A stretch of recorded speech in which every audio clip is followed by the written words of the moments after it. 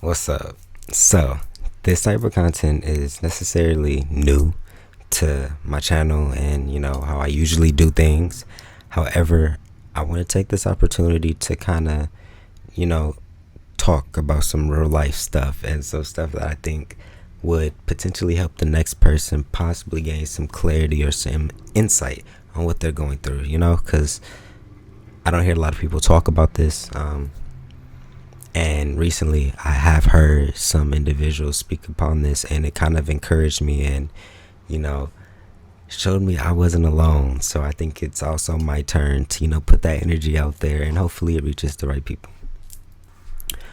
So, growing up, I was I wouldn't say very religious, but I studied religion. My mom was a Christian, and, I lived with my mom.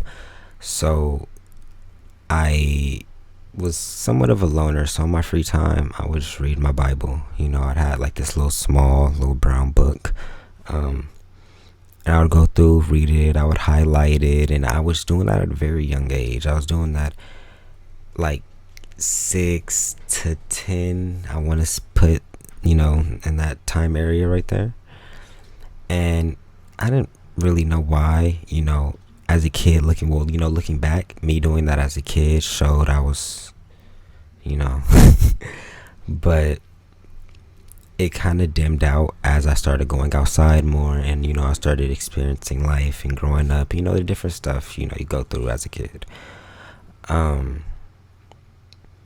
but then I remember that there was this one day, um, I guess life just wasn't lifing the way that I wanted life to life. And I was still a kid, rather, I'd say I was probably like 11, 12. And I was in a drive thru with my mom one day. And I asked her, it just came to mind. I was like, why do you believe in God? You can't see him, you can't touch him. What are you doing? And she paused for a second, and her response was, I'm not going to answer that question, nor am I going to have that talk with you. God will do something in your life to show you his presence. Until then, conversation over. And I'm like, what the fuck? I'm like, that did not answer anything. Now I'm really just like, see, you don't even know. Like, that's how I'm thinking in the moment. I'm like, see, nah, that ain't clicking. But long and behold, it did. We'll get into that. So fast forward, I want to say like 6 months later. I really hope I don't have my timing fucked up, but it was at least like 6 months to a year later. My grandmother passed away, right? So I didn't really know how to process that. I didn't really show any emotion. I didn't cry. This is key to remember this factor. When she passed, I didn't cry. I didn't show any emotion. I held frame. I felt the pressure of everybody else around me. And I was kind of that rock in a way, or that's the standard I set for myself. I guess it wasn't conscious at the time, but I held frame. And for a while, as time went on, it made me kind of question myself, what's wrong with me? I know I loved my grandmother. I know, me and her had a connection, but I'm not crying. And I equivalated crying with love. I see where that's also fucked up. I don't know if that's like a generational curse. We'll get into that part later. That's for another video. But oh my god, I lost my train of thought. No, I just held frame. And I just didn't know how to process that really. So little bit goes forward. I say a couple months later, I'm playing Call of Duty. I was a gamer as a kid, right? So I'm seeing other people post, Call of Duty edits and videos and stuff like that. And I'm like, bro, this is dope as hell. I'm like, I want to edit like my clips. Like, I'm hella good at the game and I'm a kid. I don't have the money to go pay anybody for this. So why not learn? Right? And so from there, my passion for visual effects started. It started from a video game. It started from something completely outside of, film. It started from literally a video game, just me following my passion and me getting curious. Sometimes, and I feel like, and this may be a little bit off track, we have to let children develop. They may be interested in one thing, and that one thing sparks a thought that gets them to the next thing, that ultimately leads them closer to fulfilling their purpose. But if you judge them or interfere too early in the development process of their own purpose, you would fuck them up. Because I'm being so serious. My whole essence of what I do today, who I am right now, everything started from me playing that video game. From there, it led into everything else we're eventually going to talk about in this video and the next videos. But if we just knocked it off, I wouldn't be. Yeah, so that's very important. I had to get that out the way. But I started the visual effects, and I kind of kept it on the DL. I'm in LA. There's not a lot of time. Let me get specific. I'm in South Central at the time, and still am. So, visual effects, editing, film, all that other type of stuff is not very popular. Now, it's becoming more, forefront, or I wouldn't even say forefront. It's becoming more of an option to, creatives and individuals who actually have, a passion within that film, that, area. But back then, I didn't find a lot of people who were very enthusiastic about video editing, and especially at the time, editing games. Yeah, it didn't click. So I kept it to myself. Went to not college. I went to high school and everything. And when I graduated, it was 2020, the infamous class of 2020. We didn't have a graduation, prom, grad night. We didn't have anything. And looking back, I would have thought that incident was for the worse. But if COVID didn't happen, I don't know what the fuck I would be doing. Like, my peace of mind, my sanity, my like everything, like so much stuff would probably be different. And I'm so happy that it happened, right? Because it led me to go to Cal State Northridge for business real estate. I have a very business entrepreneurial type of spirit within me, hence my fault, hence that. And yeah, I have a very entrepreneurial, creative spirit within me. And at the time, I wasn't really acknowledging much of the creative side. I just knew I needed to get that paper, and I knew I was very intelligent, and clear real estate was just like the obvious at the time. It still is. If you have the money to invest in real estate and all that type of stuff, I would highly suggest you get into it. Yeah, regardless of what the fuck you do. But I went there and it just wasn't clicking. Something wasn't clicking. The process of school is not hard because I'm not dumb. I'm very intelligent. When I try, I get very good grades. I was a type of person in school where if I saw value in what you were teaching, usually I had a very good grade. Hence, economics classes, or the creative art classes, or when in like history class, at times where they will start venturing off into like the different business things or community endeavors or whatever the fuck. If it wasn't value in it, I knew how to lock in very fucking critically. But for this, something was not clicking. And I'm like, I don't know what's going on. So my mom wasn't letting me leave. She wasn't letting me switch school. She wasn't letting me. She like I want to go to SMC. I'm like I just need to take a step back.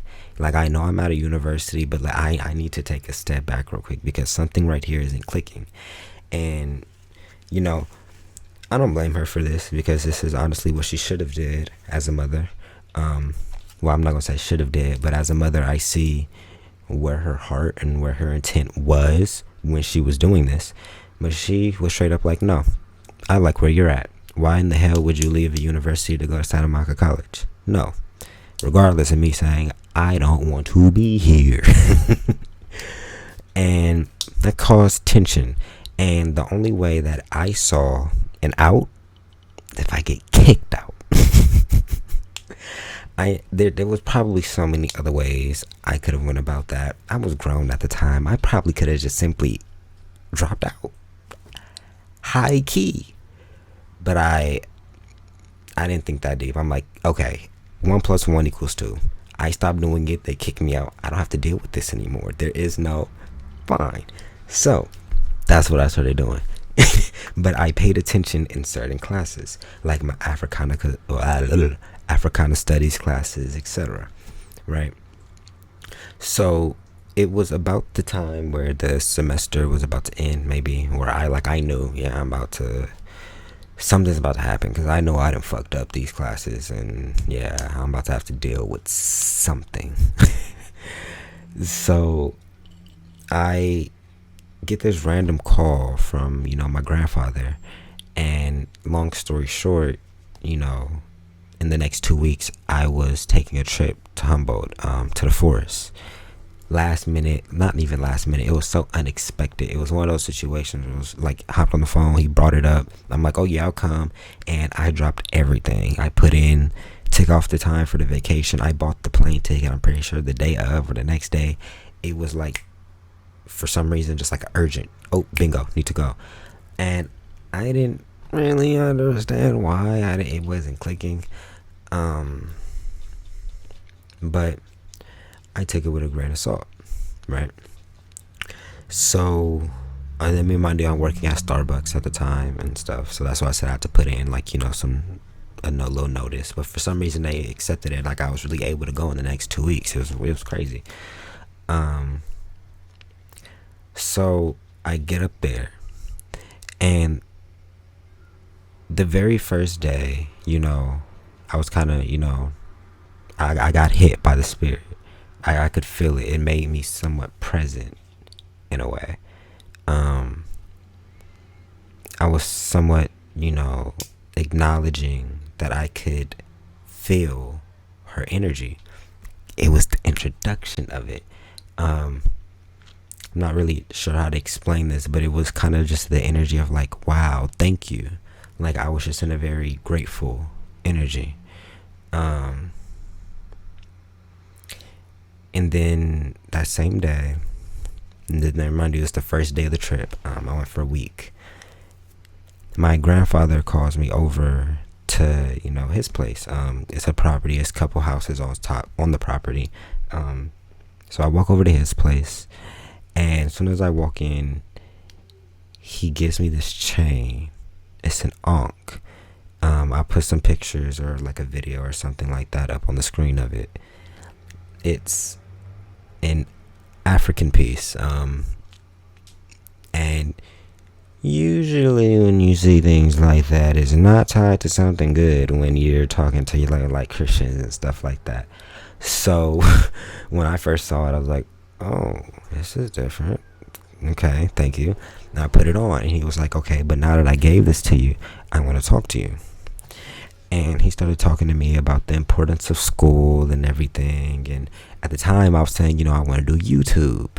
This is before I really started tapping into the photography and editing and everything. I just knew, point blank period, I know how to record. I know how to press record on this computer. I have gameplay, and I know how to edit, and I know I can post that, and I know I can make money. That was just the basis of this freedom. I saw that out right there. Right, like it was so obvious right there. And so I'm telling them this, and that it's not really clicking, which it makes sense because at the time it wasn't a full formulated plan, and it was just the seeds of it. Um, but I go next door and I leave, and the whole day I just started getting emotional. Every single thing that reminded me of my grandmother made me cry. Big. If you said a word, if I smelled something, if I had a memory, if you did anything that rang a bell, it was like my ugly cry. And I couldn't click what the fuck was happening, because let me remind you, remember I told you when she passed, I never cried. And it made me think something was fucked up with me because of how I was able to hold frame. Oh, it was nothing wrong with me. I was just a strong motherfucker. But I just didn't understand why I was able to hold frame the way that I was until this moment. So I'm just crying and everything, and the whole day, same shit. I get ready to go to bed, right? It's a master bedroom basically in the house, and it has his big ass window, and it's basically, what I would say is dedicated to my grandmother. So I get in this bed, I'm laying there. I swear it feels like I was laying there all night long. Excuse me. All night long. I mean, I just couldn't go to sleep. And out of nowhere, it got really present. Like, that feeling when your mind just kind of stops in a way. And it was almost like a sense of ultimate here. Like, there's no other way for me to actually explain that than I was here. Like, I felt my body, I felt my breathing, I heard everything. Like, it was like I know where I'm at. And then I felt like my body tingling and vibrating, which was very weird.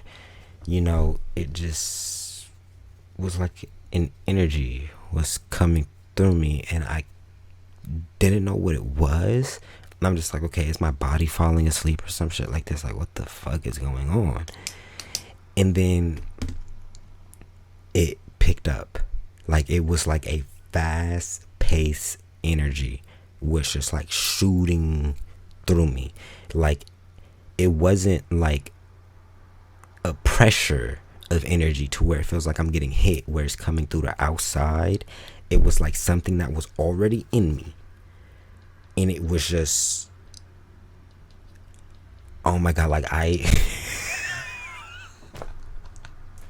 the words to describe this feeling is literally just a rush of energy, not like an adrenaline. I mean, you feel your body vibrate, you feel it. It's just pushing through you. And I'm like, whoa, what the fuck is happening, right? And I look down, and my arms are crossed on my chest, just like this, right? This was the position that I last kissed my grandmother in when I seen her in her casket at her funeral. She was just like this, and I kissed her. That was the last position. And then it clicked. I'm in your master bedroom. I've been getting in your signs all day, and my body is stuck. I can't move. My arms are glued to the last position I saw you in. That's you. And immediately, as the realization came, it was just like lights. Like, it was literally like, I know this sounds so fucking cringy. Oh my god, like, I know I'm gonna sound so fucking high describing this. But it's literally like a portal. Like, I know. Please hear me out. It was like I was looking into like this just big ass thing of light just engulfing just in front of me, and I was talking to the light, but the light was my grandmother. It was like she came as an energy, you know. When she passed, you know, a lot of times we think when these people pass, they revisit us, and they're in this human form, you know, they're gonna come visit us, and you know how they looked when they were alive, which is could happen when, you know, it's like dreams and other, there's so many other, you know, prophetic ways of interacting with that side, but it's just energy. That's all it was, and that's what was presented. It was just like, I can't move. I acknowledge what the fuck is happening, and I started bursting out in tears. Right, I was like literally boohoo crying, and I was apologizing. Like I was like, oh my God, I'm so sorry. I know you wouldn't have wanted to see me like this. Like it was like a thing of pity. Like it was almost like I was repenting. It was like, yo, I know this is not what I like, everything I'm doing down to school, relationships, everything. This is not meant for me, and I know it. I am so sorry. Like, I feel disgusted that I'm even sitting here crying and you wouldn't want to see me cry. That just made me even more disgusted because now I feel weak. You know, it was like a process of surrendering. Like, whoa. This is a fucking lot.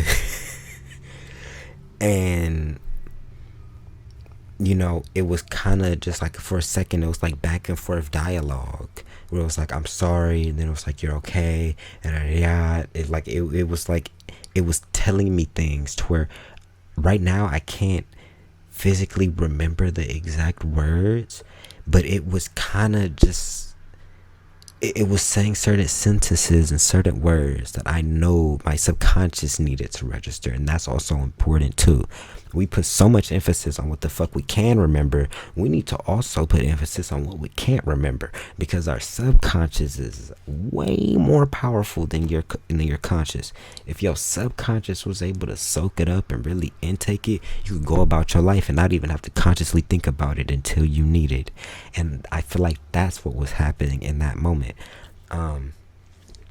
So, you know, I'm crying, you know, boohoo, I'm still stuck. Literally, I still see the light, everything. And for some reason, I started saying, okay, I'll come. Okay, I'll come. Okay, I'm sorry, I'll come.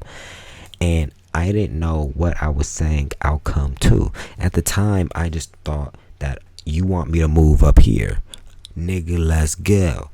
But looking back, me saying, I'll come, I'm coming, I'll come, I'm sorry, I'll come, that was me surrendering. That was me giving it up to God, my ancestors, my whatever you would like to call it. Really releasing it and saying, I'm coming to my purpose.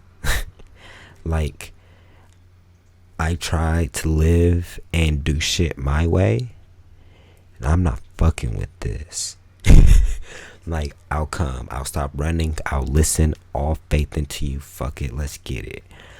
And once I started saying I'll come, it stopped. Everything went back normal. Like it never just happened. And I'm just laying there. I can move now. I got snot dripping down. Like, I'm like, what the fuck just happened? And I was like, I just talked to my grandma. After all of this time of me thinking I'm fucking insane and not showing no emotion, just everything, I just talked to my grandma. And then it clicked. Whoa, yep. That bridge, what my mom said at the beginning, where she was like, He will do something in your life to show you his presence, but until then, I'm not talking about it. That was the moment. That was the moment right there, because it was a direct moment. It wasn't, oh, I need to see a sign, oh, I need to get a dream. No, I was awoke, present, conscious, whatever the fuck, and it happened. Like, it gets no clearer than that. And I believe if you go in the book, The Power of Now, I don't remember who it's by, but if you just look at The Power of Now, it's not that many books out there that's called The Power of Now. It describes this exact moment in the beginning stages of the book. This is a very, like, spiritual, it's so rare that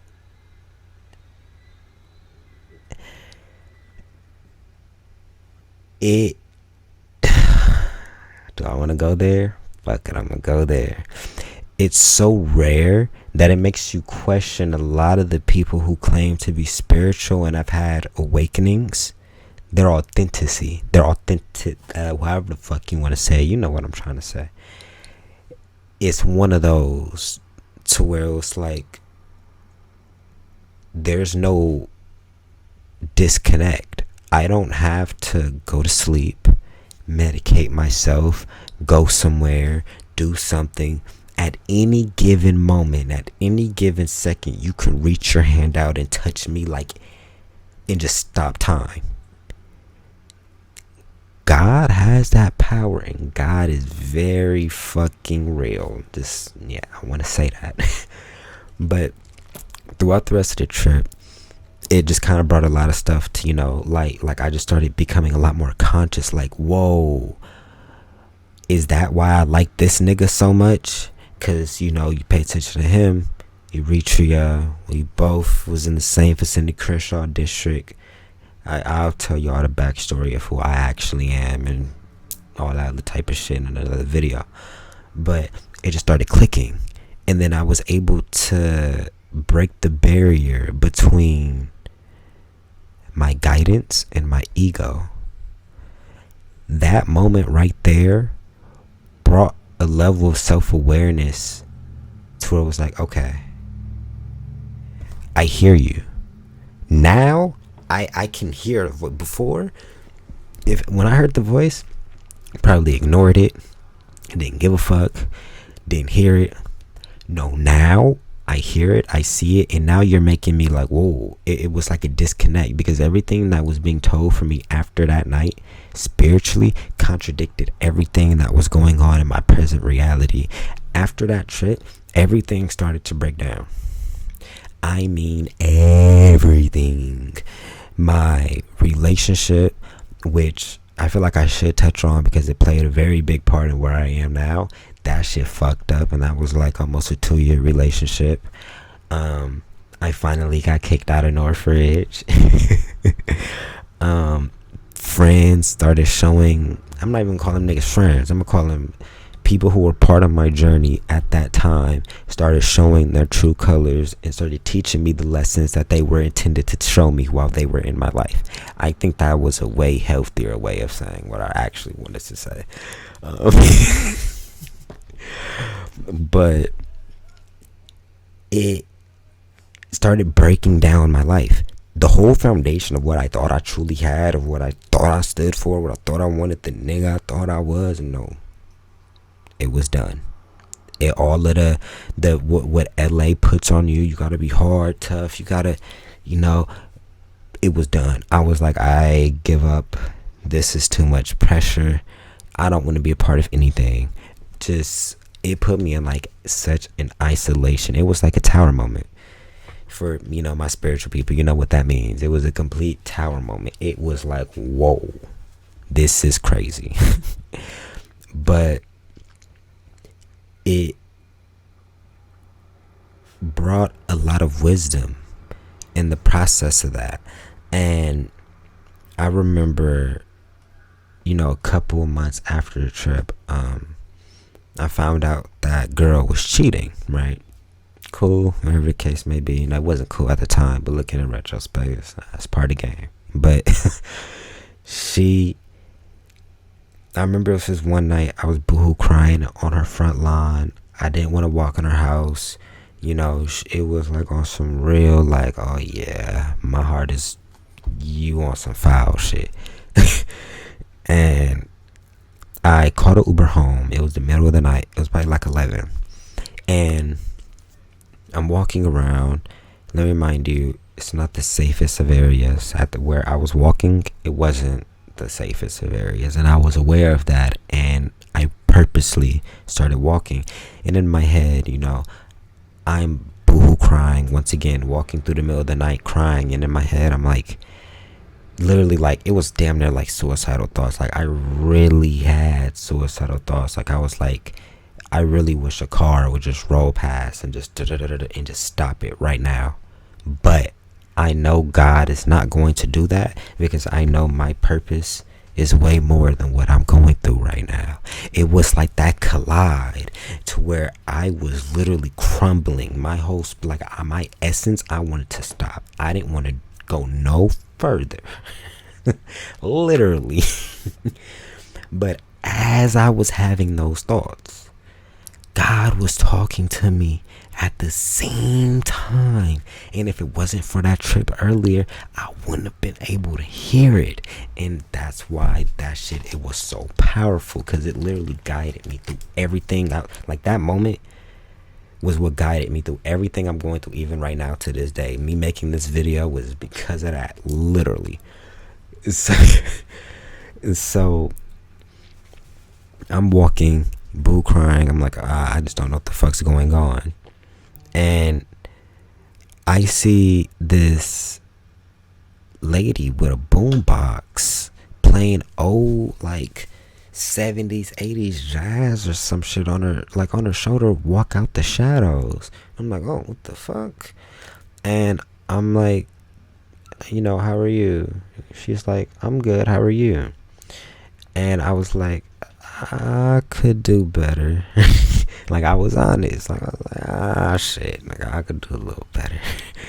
And she was like this older, she resembled my grandmother in a way. She gave me grandma energy.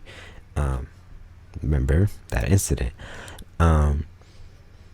And she was like, let me ask you a question. Do you believe in God? I was like, yeah. That's why I have this on. And I lifted the Ankh chain that my grandfather gave me. She was like,